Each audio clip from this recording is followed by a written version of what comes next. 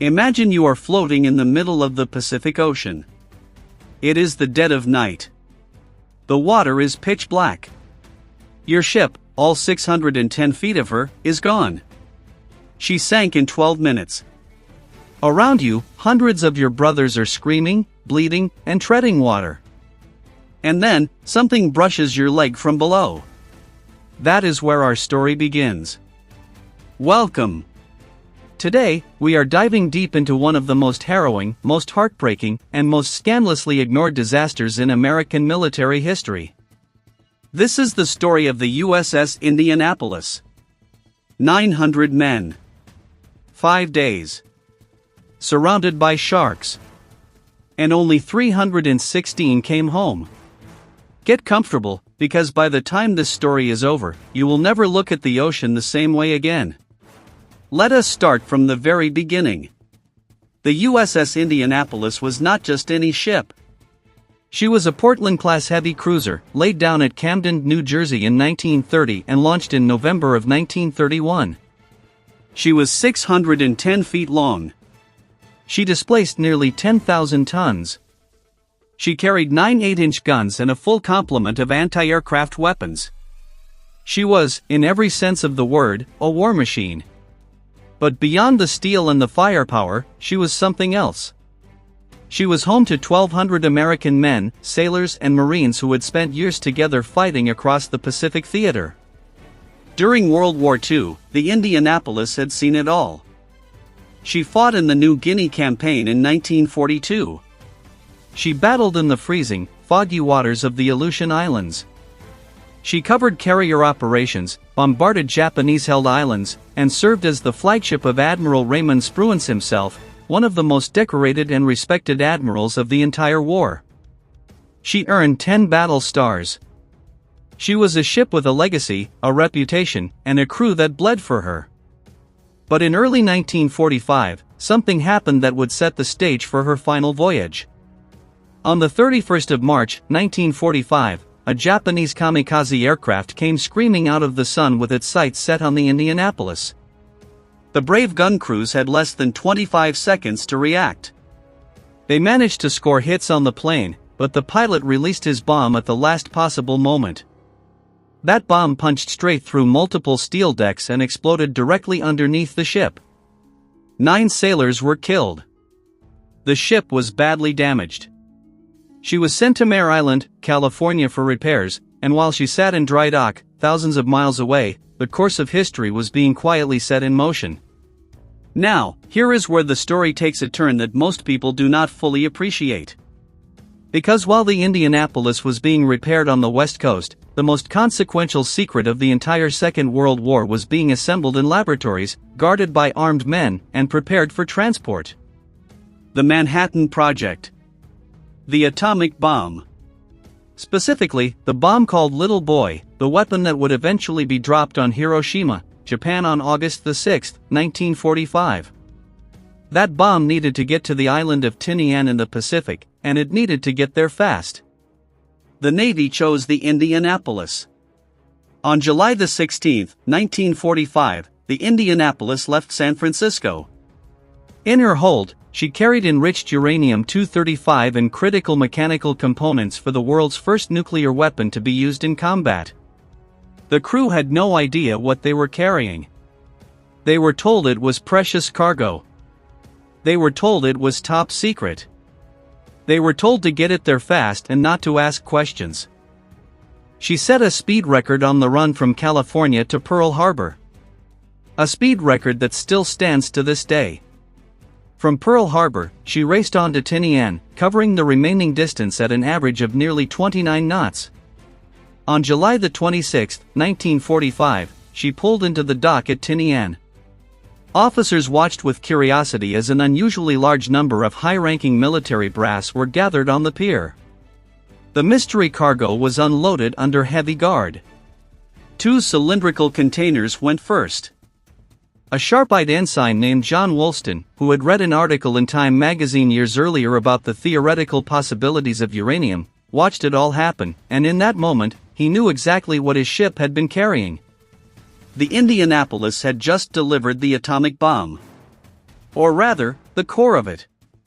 Within days, the Enola Gay would take off from Tinian and drop that weapon on Hiroshima, killing tens of thousands of people and forever changing the world. But the men on the Indianapolis did not know any of that yet. Their mission was complete, and now they had new orders. Proceed to Guam, then head to the Philippines, to Leyte Gulf, where they would link up with other surface forces and prepare for the invasion of mainland Japan. So on July the 28th, they left Tinian. They stopped briefly at Guam, where Captain Charles McVeigh tried without success to get an escort for the journey. His request was denied. The Indianapolis departed Guam alone, unescorted, sailing at 17 knots through the Philippine Sea. The night of July the 29th was quiet. The sea was calm. The stars were out. Some of the men played cards. Others read books. A few sought out the ship's chaplain, Father Thomas Conway, for conversation and prayer. Nobody sensed anything wrong. The war was almost over. Japan was nearly defeated. The mood on the ship was cautiously optimistic. Then came midnight. And everything changed. Just after 12:15 in the morning on July the 30th, 1945, the Japanese submarine I-58 was cruising at periscope depth in the Philippine Sea. Her commander, Makatsura Hashimoto, peered through his scope and spotted something large moving through the night. He initially thought it might be a New Mexico-class battleship. It did not matter. He ordered his torpedo crew to fire a spread of 6 torpedoes. 2 of them found their mark. The first torpedo struck the bow of the Indianapolis, detonating in the forward magazine. The explosion was catastrophic. The entire bow of the ship was essentially blown off. The second torpedo hit just amidships, near the fuel tanks. Those tanks burst into a pillar of fire that lit up the night sky. The ship immediately took on a violent list to starboard. Water poured in through the destroyed bow at a terrifying rate. 12 minutes. That is all it took. Within 12 minutes of being struck, the USS Indianapolis rolled completely over onto her starboard side, her stern rose into the air, and she slid beneath the waves of the Philippine Sea forever. She took roughly 300 men down with her. Trapped below decks, unable to escape, they went to the bottom with their ship, almost 3.5 miles beneath the surface. That left approximately 900 men in the water. The scene was absolute chaos. The night was dark. The water was covered in thick, black fuel oil that coated everything and everyone it touched. Some men had life jackets. Some had managed to grab life rafts or floater nets during those terrifying 12 minutes. Many had nothing at all. Wounded men were screaming. Men were burning from the fires on the surface. Men were blinded by the oil. And somewhere in that darkness, they tried to find each other, grabbing onto whatever they could reach. Now, here is the thing that makes this story so uniquely horrifying. What happened next was not just a matter of survival. It was a series of catastrophic failures by the very institution that should have been looking for them.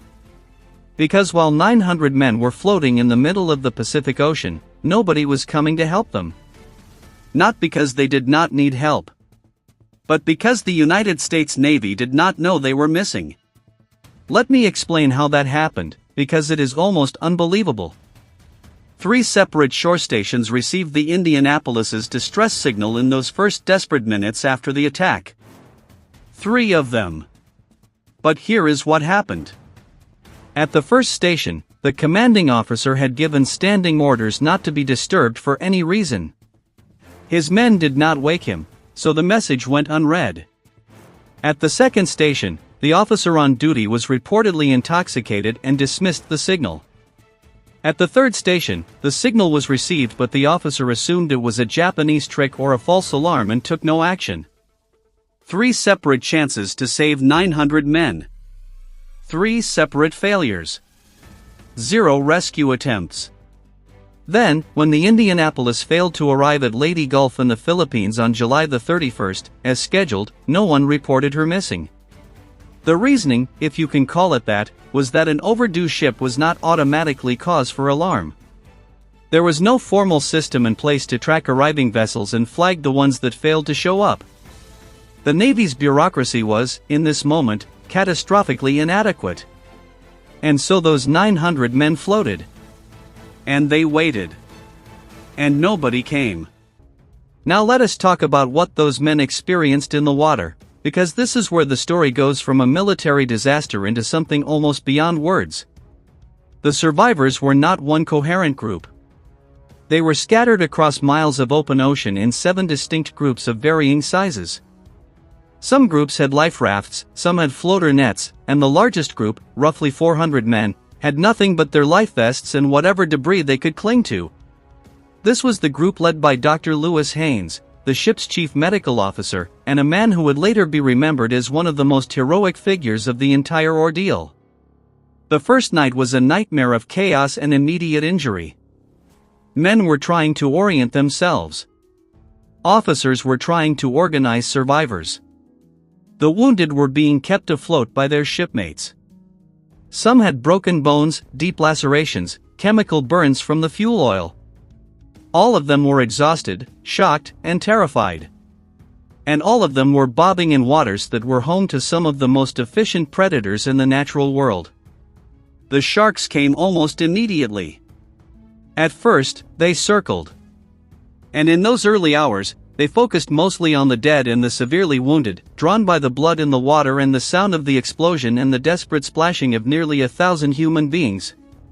But as the hours passed, the attacks became more direct, more targeted, and more relentless. The species responsible for most of the attacks were oceanic white-tipped sharks, with tiger sharks likely involved as well. The oceanic whitetip is not the largest shark in the sea, but it is widely regarded as one of the most dangerous in open water. It is persistent, aggressive, and utterly fearless. And on the morning of July 30th, 1945, there were hundreds of them. Survivor Lowell Dean Cox described it this way. He said, "Every now and then, like lightning, a shark would come straight up and take a sailor and take him straight down. One came up and took the sailor next to him. It was just somebody screaming, yelling, or getting bit." Bosun's mate Second Class Eugene Morgan described a particularly horrifying scene in which a cargo net with about 15 sailors clinging to it was suddenly hit by approximately 10 sharks simultaneously. Within moments, he said, there was nothing left. The survivors quickly learned that staying together in larger groups provided some protection. Sharks seemed more hesitant to attack dense clusters of men. They would beat and kick at the sharks, driving them away temporarily. But the sharks never truly left. They circled constantly, probing for weakness, waiting for stragglers, waiting for the dead. And there were more of the dead with every passing hour. Day 1 gave way to day 2. The sun rose over the Philippine Sea with merciless intensity. There was no shade. There was no fresh water. There was almost no food. Men were dehydrated from the exertion of treading water through the night. Their lips were cracking. Their throats were burning. The salt water and the fuel oil were already damaging their skin, causing a condition called desquamation, where the continuous exposure peels away layers of skin and exposes raw flesh beneath. It was agonizing. And then came the hallucinations. By the second day in the water, with the combination of dehydration, exhaustion, heat, and psychological trauma, men began losing their grip on reality. It started slowly. A man would say he could see the ship just below the surface. Another would claim there was an island nearby with fresh water. Survivor Woody Eugene James later testified that delirious men would tell each other wild stories. They would say the Indianapolis is not sunk, it is just right there under the surface. I was just down there and had a drink of water. Then the hallucinations turned dark and dangerous. Men began seeing Japanese soldiers among their own shipmates. They accused each other of being the enemy. Fights broke out. Men were punching each other, clawing at each other in the water. Chief Medical Officer Dr. Haynes later spoke of men who would cry out that there is a Japanese soldier here and he is trying to kill me, and then everybody started to fight. They were totally out of their minds. And then came the drinking. The worst possible thing a man can do when stranded at sea is drink the ocean water. Every sailor knows this. Seawater has roughly 3 times the salt concentration of human blood. When you drink it, your kidneys cannot process it fast enough. Your body actually loses more water trying to flush out the salt than it gains from drinking. The result is severe dehydration that spirals out of control, leading to diarrhea, which causes more fluid loss, which causes more desperate thirst, which causes more drinking, which causes deeper delirium, and ultimately, death. Dr. Haynes understood this. He begged his men not to drink the seawater. He screamed at them. He grabbed men by their shoulders and pleaded with them to hold on. But men who had been burning under the sun for 2 days with nothing to drink, men whose minds were slipping away from reality, could not always resist. Those who drank became maniacal and thrashed violently, Haynes later said, until they became comatose and drowned. Some men who did not drink the water themselves were killed trying to restrain and save their raving shipmates. Meanwhile, Ensign Harlan Twible, a fresh Naval Academy graduate who had been assigned to the Indianapolis just weeks earlier, found himself in charge of roughly 325 men. He was the only officer in his group. He conducted head counts. He tried to maintain order. He tried to keep men focused on survival. We tried to keep the men thinking that they would be saved, he later said. But there was no way in God's green earth that I knew we were going to be saved. By the 3rd day, the groups were drifting further apart as the winds and currents separated them. What had been clusters of survivors were now fragmented, smaller groups scattered across a vast expanse of sea. The dead were everywhere. Dr. Haynes made the terrible decision to remove life jackets from the dead and give them to living men who did not have one. It was the right call, practically speaking. But imagine what it cost him emotionally to do it. Ensign Twible made a similarly agonizing decision. He insisted on cutting the dead men away from the wreckage and floating nets they had tied themselves to, and pushing them out to sea, away from the group. His reasoning was that having dead bodies constantly visible among the living was destroying the morale of the survivors and actively hurting their will to live. He was right. But it was still an almost unbearable thing to have to do. The nights, as terrible as the days were, had their own specific horrors. When the tropical sun went down, the temperature of the water dropped sharply. Men who had been sweating under the blazing sun were now shivering violently, their teeth chattering, the cold reaching into their bones. Hypothermia stalked them in the darkness. One survivor, Andre Suspizio, recalled that men in his group fought desperately to climb onto the single available raft, just to get their bodies partly out of the water. He put a rope between his own teeth to deal with the violent shaking of his jaw and found, by morning, that he had nearly chewed through it entirely. On the 3rd night, Dr. Haynes later said, high fever gripped our shaking bodies. It consumed our reason, and in a little while we became a mass of delirious, screaming men. On the morning of August the 2nd, by which time the dead outnumbered the living among those groups, the remaining survivors had been in the water for nearly 96 hours. 4 full days. They had no real hope left. Most had accepted that they were going to die. Some had accepted it peacefully. Some had given up fighting and simply let the water take them. Others clung to life with a ferocity that is almost impossible to comprehend, sustained by pure will and by the bonds of brotherhood with the men around them. And then, completely by accident, they were found. Lieutenant Junior Grade Wilbur Chuck Quinn was a Navy pilot flying a routine patrol over the Philippine Sea on the morning of August the 2nd. He was on a standard sector search, looking for Japanese submarines. At around 11 in the morning, he noticed something unusual. An oil slick. A long, winding trail of fuel oil on the surface of the ocean. His first thought was that it might be the trail of a damaged Japanese submarine. He prepared for a bombing run and descended to 300 feet to take a closer look. And then he saw them. Oil-covered men, waving and splashing and slapping the water. Dozens of them. Then more. Then hundreds. Gwyn immediately radioed a report of many men in the water. The message rippled up the chain of command with breathtaking speed. A PBY Catalina flying boat piloted by Lieutenant Adrian Marks received the message and raced to the scene.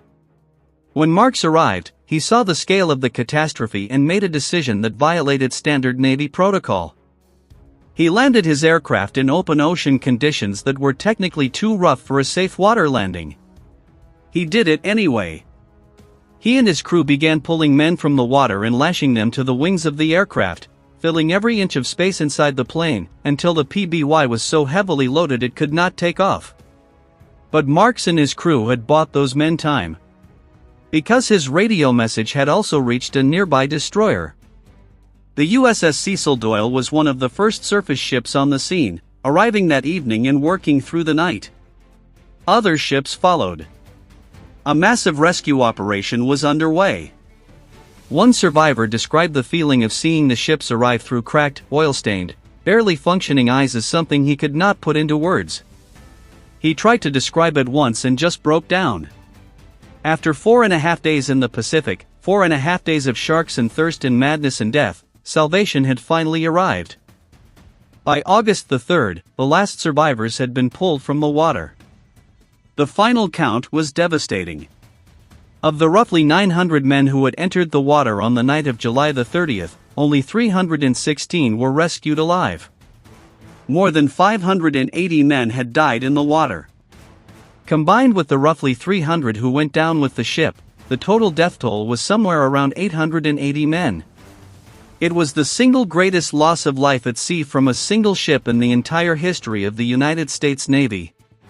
Now, as horrifying as all of that is, the story does not end with the rescue. Because what happened next, to the captain of the Indianapolis, is one of the most infuriating and heartbreaking chapters of the whole tragedy. Captain Charles B. McVay III was among those rescued from the water. He had been one of the last to abandon ship, and he had spent days floating in the open ocean alongside his men. When he was brought to Guam, he fully expected the investigation that followed.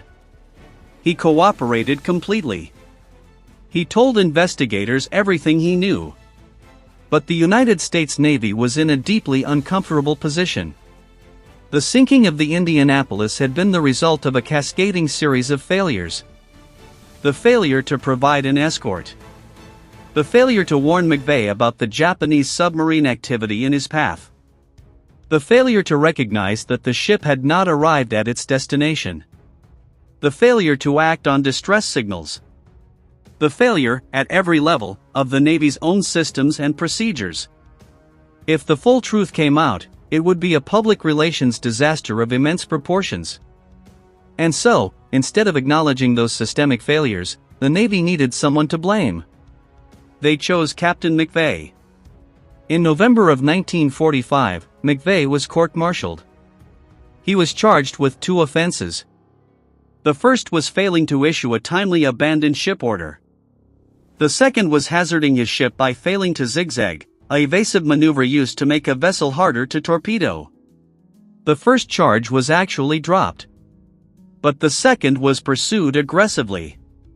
What makes this court-martial so extraordinary and so outrageous is what happened during the proceedings. The Navy called an unusual witness. They called Makatsura Hashimoto, the Japanese submarine commander who had sunk the Indianapolis. In what must have been one of the most surreal moments in American legal history, Hashimoto sat in an American military courtroom and testified, as a prosecution witness, against the captain of the ship he had destroyed. But Hashimoto's testimony backfired spectacularly. He told the court directly that zigzagging would have made no difference whatsoever in his attack. His sonar had picked up the Indianapolis from miles away. His firing solution was not dependent on the ship traveling in a straight line. He would have found her and torpedoed her regardless. The zigzag charge was, by his own admission, essentially meaningless. And yet McVay was convicted anyway. The American public did not widely know about the sinking of the Indianapolis until the government finally released the story on August 15, 1945, the same day Japan announced its surrender. By the time people started to understand what had happened, the emotional weight of the story needed somewhere to land. Some of the families of the men who died directed that grief, and that anger, at McVeigh. For the rest of his life, Captain McVeigh received hate mail. Mountains of it. Christmas cards that read, "Merry Christmas, our family's holiday would be a lot merrier if you hadn't killed my son." He received death threats. He received letters that accused him of murder. McVeigh had been restored to active duty and eventually retired as a rear admiral, but the mail never stopped. The guilt never stopped. The weight of almost 900 deaths that had been placed on his shoulders by the Navy's convenient narrative never lifted. On November 6, 1968, Charles B. McVeigh III, aged 70, was found dead outside his home in Litchfield, Connecticut. He had shot himself. He was found clutching a small toy sailor in his hand. It was a toy he had been given as a boy, for luck.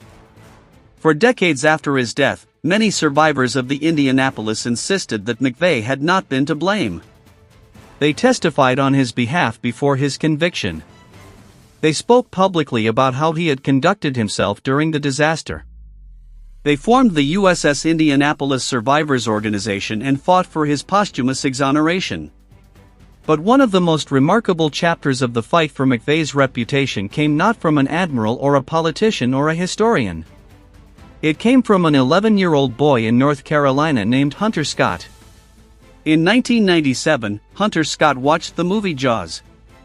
In that famous scene, the grizzled shark hunter Quint tells the story of the Indianapolis, describing the sinking and the shark attacks in chilling detail. That scene was so powerful, so vivid, that it sent young Hunter down a research rabbit hole. He read everything he could find. He interviewed nearly 150 survivors. He dug through original documents from 1945. He submitted his research as a project in his school's History Day competition. And then, in 1998, 12-year-old Hunter Scott sat before a congressional committee in Washington, D.C. and testified, with meticulous detail and quiet confidence, that Captain Charles McVeigh had been wrongly convicted.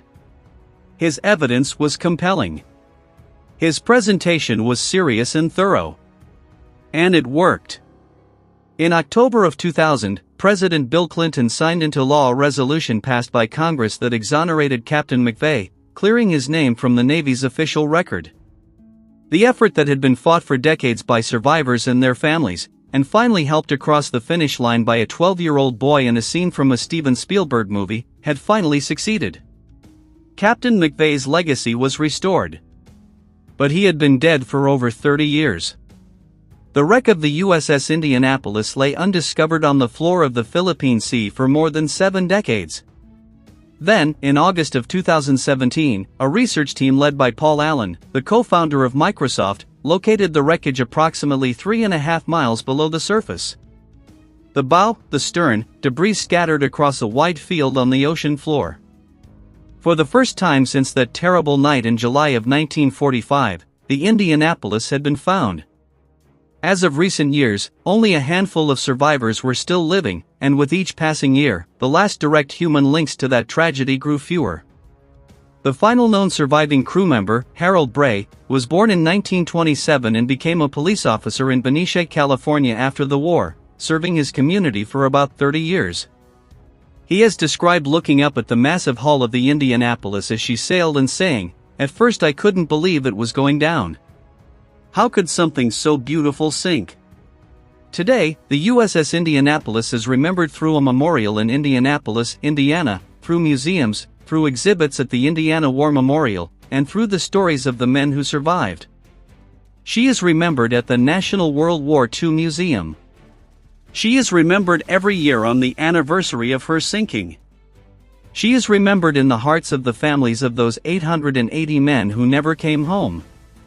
But here is what I want you to think about as we close this story. The men who went into that water on the morning of July 30, 1945, were not just casualties of war. They were victims of something else too. They were victims of institutional failure. They were victims of a military bureaucracy that was too disorganized, too negligent, and too proud to admit its own mistakes. They were victims of a navy that chose to blame one man rather than examine the systemic rot that had allowed 900 sailors to float, unnoticed, in shark-infested waters for 4.5 days. Those men had already given everything for their country.